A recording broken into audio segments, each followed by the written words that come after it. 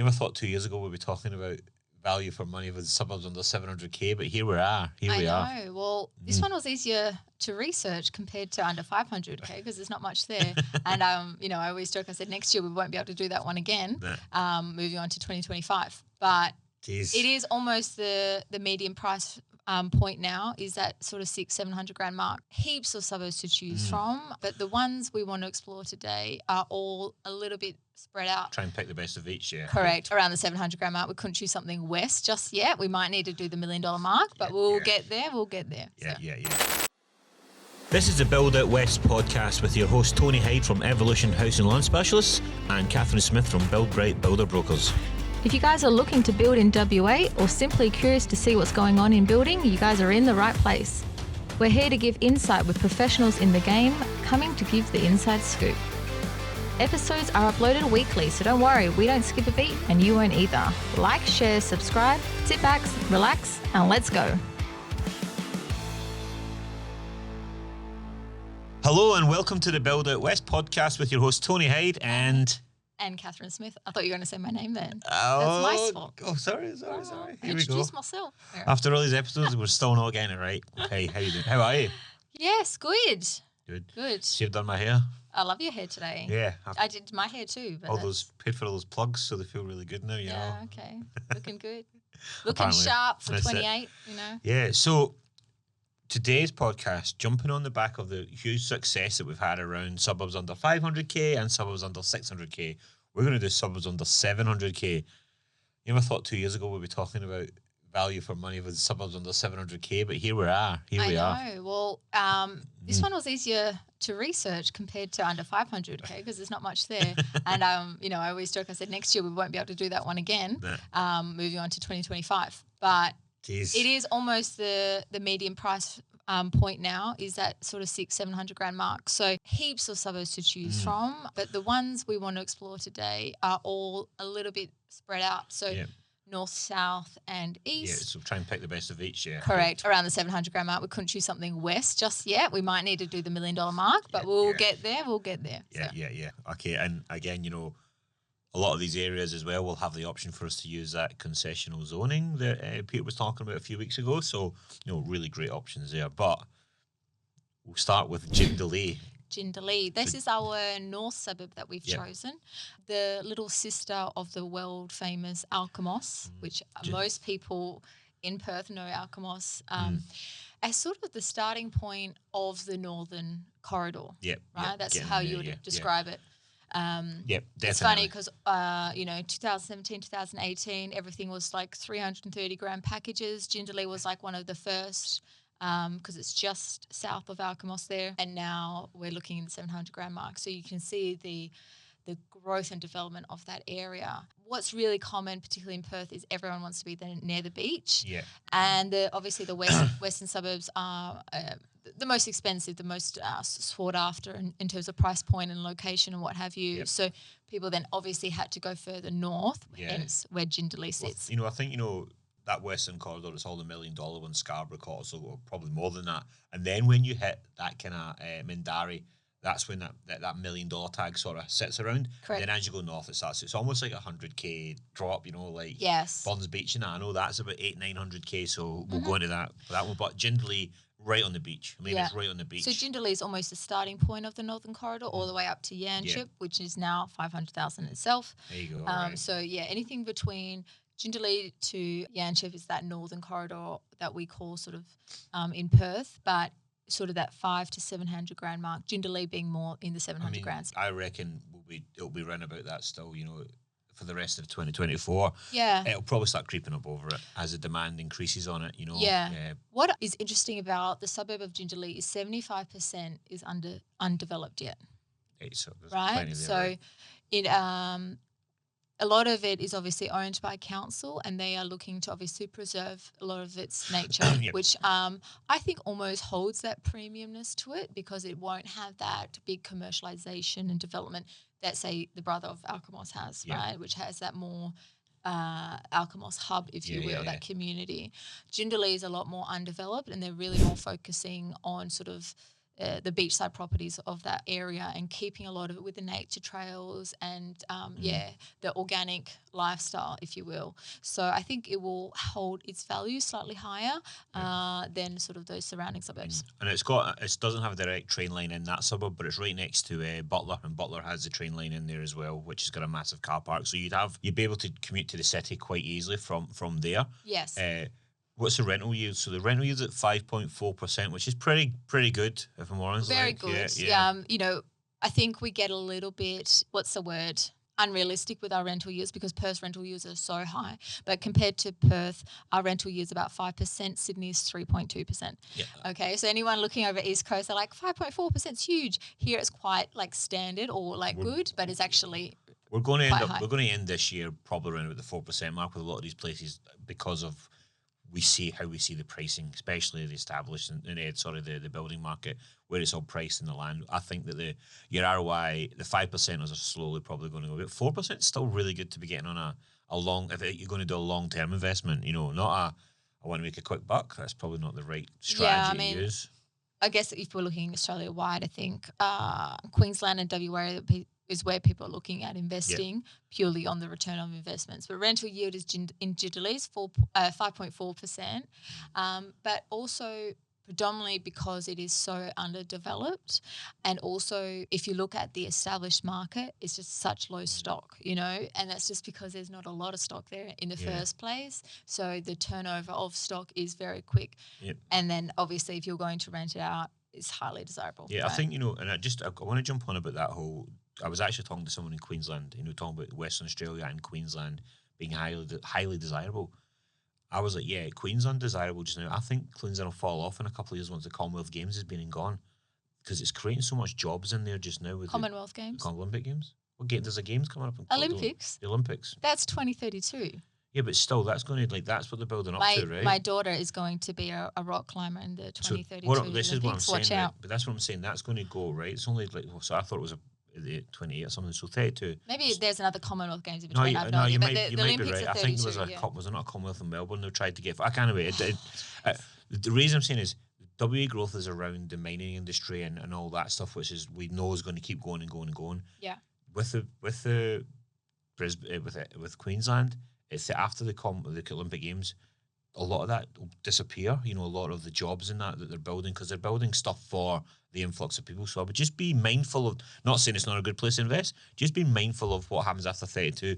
We're looking at stats in WA of the growth into 2041. Mm-hmm. That's what we've been looking at, going, Jesus, like 800,000 people coming. And I'm diversing, and I just wanted to get and say, I think they're still great, but I would be thinking, if you're going to go long term with these big investment strategies, long term, W is probably a bit of a safer bet. And in speaking of long term, I think Jindalee makes a lot of sense because of its location. So everyone in Perth wants to live near the beach, obviously. Best beaches depending in the world. On affordability, okay. $750 per week for the median rental price there. Wow. $750. Wow. So that is obviously, quite high compared to obviously other suburbs. But what's interesting about that as well is there's been a huge growth in that rental market. So with Jindalee, because it is underdeveloped and there's not a lot of stock, what happens is people there live, and they are owner occupiers. Where people are now renting out those properties. They're getting snapped up very quickly, get the higher rental yield. But what's interesting, the last 12 months, there's been 25% growth in the rental market there. Yeah, the demand is getting very high, and there's just not a lot of stock, unfortunately. So, if you can get something in Jindalee or around it, that's definitely one to look for around the 700 grand mark. And I definitely Jindalee and what's happening up in Butler. If you were to flip that and go south, where you're hitting those Baldivas, Mandurah area, they've not caught up to this, but this will happen down there as well. Yeah, the growth will happen if you go Baldivas down south towards Mandurah. That's probably the pocket would be matching up, I would say. Yeah, they're a lot cheaper, but it's only a matter of time before they catch up, because it's the exact same situation that it's close to the beach. We're on the beach. It's all well established. I think great place to invest a long term. It's not going anywhere.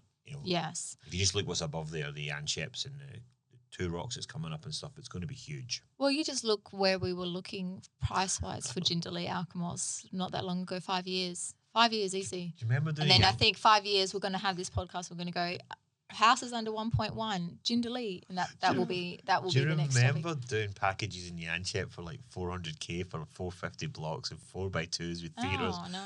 And you could hit the water with a stone with the beach. So yeah, cool. Anyway, we'll diverse onto. You want to go east or south? We'll go east. East. Yes. Into South Guildford. South Guildford. Oh, there Guildford. I like South Guildford Guildford because it's got a really good pub called, I think it's the Rose and Crown. I love it. It's really good booze. I love pub. Okay. I love beer. Okay. South Guildford is 18 kilometres east You of just Perth. fobbed me off. Oh, what do you want me to say? What beer do you want? I don't care.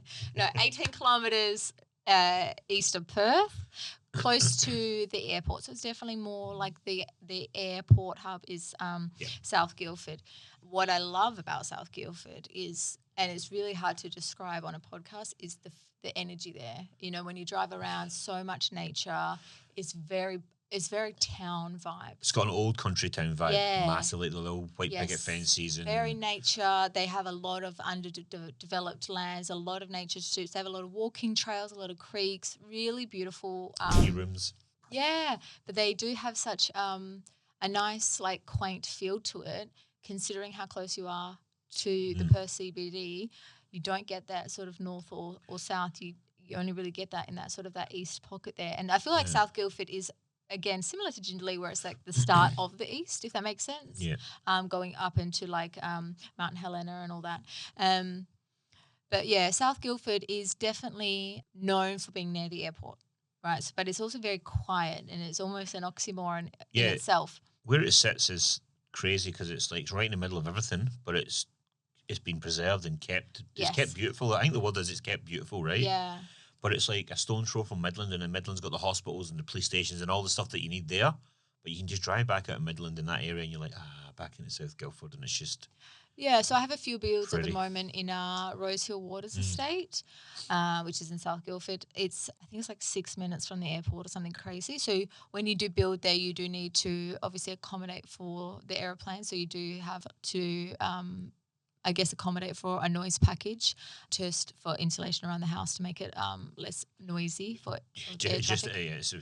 It goes deeper, but it's insulation around, as you know. Correct, yeah. It's to prevent noise traffic around your home. But in terms of pricing and affordability, that's definitely one to watch because it's so nice out there, and it's almost hard to describe. But one of my clients in Rosehill Waters, we did her house, huge house, over 300 square meters, and it was, I think, $590 for house and land, and it's been valued in the mid 700s. So she's just got her keys just before Christmas. I remember that one, and I remember going, geez, $590 is a lot of money, and now we're going, that's just what we're paying now. Crazy. It's over the price, So the median price in South Guildford is actually $715 for a 4x2, which shows you how much it has been more desirable. What I'm finding, and you probably find the same, is a lot of the South Guildford people are doing a lot of dual keys, and a lot of the FIFO families are really exploring that area.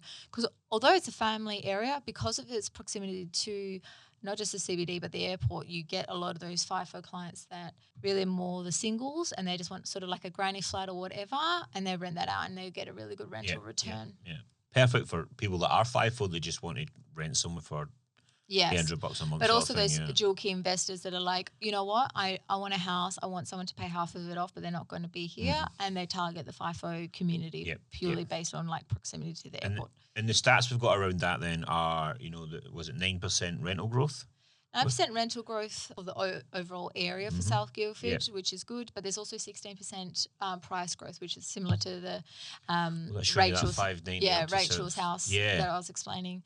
$640 per week in rent. So if you were to build a dual key, you'd be looking about the 300 mark just for that, and then your rent itself will be, your mortgage obviously be only 300 odd yourself. So it's pretty decent, right? Yeah, it's pretty good. Really good. Way. But then also the vacancy rate for South Guildford is very, very low, because what happens is majority of the houses that are established are more focusing on the families. So someone in FIFO lifestyle don't necessarily want a whole 4x2. They don't need such a house. But now, so the ancillary dwelling sort of intergenerational living kind of homes is definitely more focused in that South Guildford spot. And I think we've discussed this before as well. Doing that type of property in these areas that are close to the city is probably the smarter smarter move, or closer to like universities and stuff, because it's more demand there. Yeah. Yeah, and I think it's a smart, paying the extra, it costs a little bit of money, but doing that makes it a smarter decision. And when you look at the long term, you'll always be able to rent that out. Yes. So yeah, I think it's a really good one. To be honest, South Guildford is probably one that I would actually seriously consider investing in. Oh, you heard it here first. Whoa. You've heard it here, master investor. Yeah, Catherine no, honestly, I really believe in it. I actually have randomly quite a few bills out there happening at the moment. But it's just such a nice place to live, and the returns people are getting. I'm getting build contracts, and then I'm getting valuations, and I'm just going, wow, it is so underground, but yet also busy. It's interesting. It's like you're even just going a little bit north of that as well. There's so many areas that you forget about. Bennett Springs, Vivesh. Like that stuff, it's just crazy. Have you been to Vivesh? I've been there. Just off Midland, yeah. There's loads of other little ones there as well. Where you go, wow, you forget about them. That the East Pocket there has some beautiful nature there. It's all just starting to get connected properly. So all nice pockets of nature, but it's getting connected with the real and roadways TK and Maxx stuff. is there in Midland. Well, so there you go. If TK Maxx is putting their money there, 12 jeans that are actually size 18. I remember TK Maxx from my Scottish days. Jesus, it was a free for all. Well, I haven't been yet, but I'm like, should I trek it to Midland? I don't. It's just it's pure madness in there. I feel like if TK Maxx is putting money in Midland, so should we. You know what I'm saying? It's just crazy. You're stressing me out thinking about TK Maxx. I'm not a shopper. Did you go to DFO the other day? We were talking. I did, yeah. I ripped it all out. Yeah, I'm sorted. It was great. Spent way too much on my niece though. Tony was asking me for shopping advice, and I feel like I'm qualified to give it. So he went to DFO the other day. Yeah, DFO, and then I spent way too much on my niece for her, and she's going to be decked out in Ralph Lauren. Which was what you want.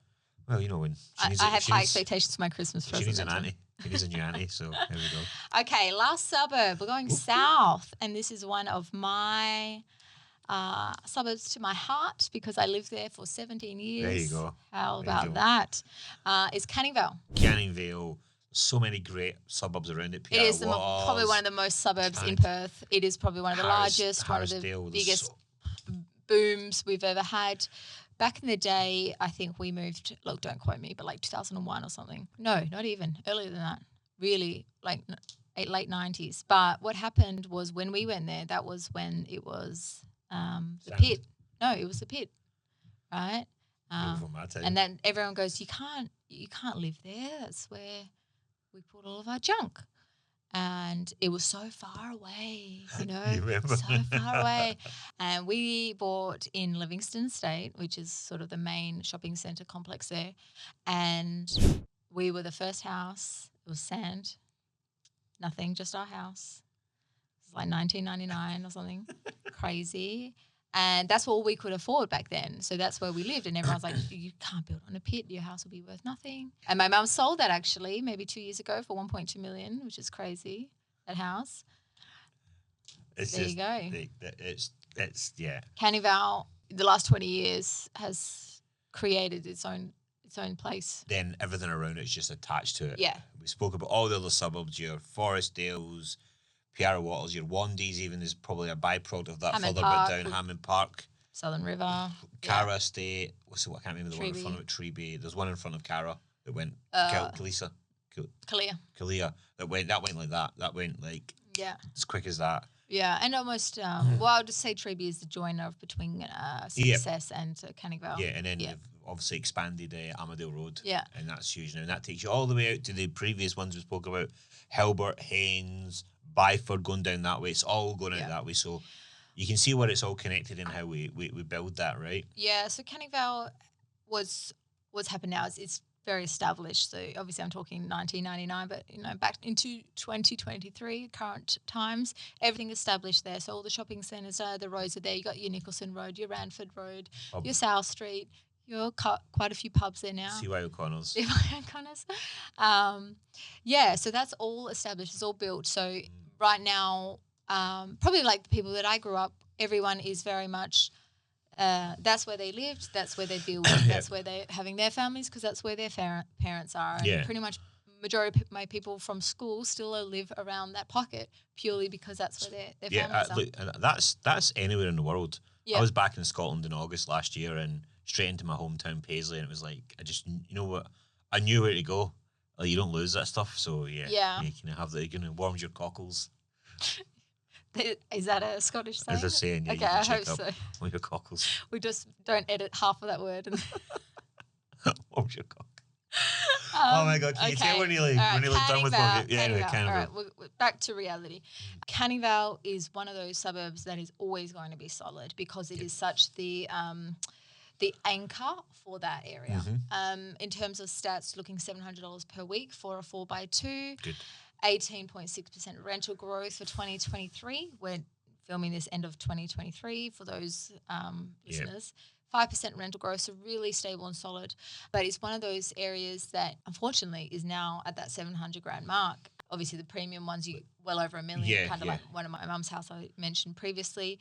But you cannot enter anything under 600 easily now. Well, even going further a bit south, like the Cara estates, all the land starts with 3. There's no land under 2 there. So Treeby itself is in the 600s. Lake Treeby as well. It's crazy. Yeah. So if you can get in, established or build, it's a great place to be renting. And this is what some people might not understand is like, I'm not spending $700,000 on a house. You're going to get the ROI in that. You're going to get the rental return on that money. That's where a lot of people kind of go, I know how much you can borrow affects that, but if you can borrow the higher numbers, you'll get the rental return for it. It's all very much what's the word? It levels out. Well, comes out in the end, right? So out of the 3 suburbs, we'll go again. Jindalee, which is the anchor of the north. We call that. We're just all about anchors today. Yeah, Jesus, I can't what do have we this. started? I don't know. What have we done? I don't know. We need to finish up. We need to stop because we probably need to go for a glass of wine and a beer. Jindalee we've done. Anchor of the North, South Guildford, which I'm actually really in favour. I'm doing a lot of builds there at the moment. My advice is, if we're going to, I would buy established there just because of the noise package, okay? So if you're looking at South Guildford, you for sure need to do the building method just in terms of making sure it's compliant with obviously the noise, air traffic around there. So that's one definitely that I'm doing a lot of builds for that reason. Canningvale, there is the established market, but obviously to get the rental returns you generally want to look into building because you're now competing with those older homes like me, 1999. You got the cream and the yellow, and now we want to have the greige coming back in for 2023. So generally speaking, the younger families want to have something a little bit more modern. Looking around that Canningvale area, the amount of development that's happening, and there's more coming as well, I think it's a good starting point to look at because it'll all just be a knock-on effect, and the money will be there because people want to be in that area. Yes. Or close to it because they grew up there, lived there, want to rent there. Born and bred, whatever. Yeah. Well, anyway, let's. We've just waffled for some crap today at some point and laughed, but at least, we can't all be serious all the time. Thank you. And thank you for listening. And I hope that helps. DM us if you need any help with those areas. But yeah, I think for $700,000, they're the 3 that is worth exploring further. If there's anything like suburbs or any ideas you want to go, hey, Tony, Catherine, talk about this one, give us a shout. We'd love to, educate more on what we can, what we think, and what we feel. But as always, like, share, subscribe. We need you to get you subscribing. Subscribe. Please. It really helps. Well, our YouTube, we have 250 subscribers. There you go. I know. We need more. I don't know who those 250 people are. It's concerning. We're having like 1,000 to 1,200 people listen to each episode. So let's get all those people subscribing for us. It's so funny. We'd love it. Someone was talking to me the other day and they go, "Oh, I watched your podcast on All About Catherine." I said, out of all my podcasts, why are you watching that one? And I checked, it had like 650 views. And I said, who is listening to this? And people that I know, it's embarrassing. I like it. Anyway. Be nosy. Well, anyway, like, share, subscribe, all the good stuff. Have a great day. Thank you so much for listening, and we'll see you in a bit. Bye, guys. This is the Build Out West podcast with your host, Tony Hyde from Evolution House and Lawn Specialists and Catherine Smith from Build Bright Builder Brokers. If you guys are looking to build in WA or simply curious to see what's going on in building, you guys are in the right place. We're here to give insight with professionals in the game, coming to give the inside scoop. Episodes are uploaded weekly, so don't worry, we don't skip a beat and you won't either. Like, share, subscribe, sit back, relax, and let's go.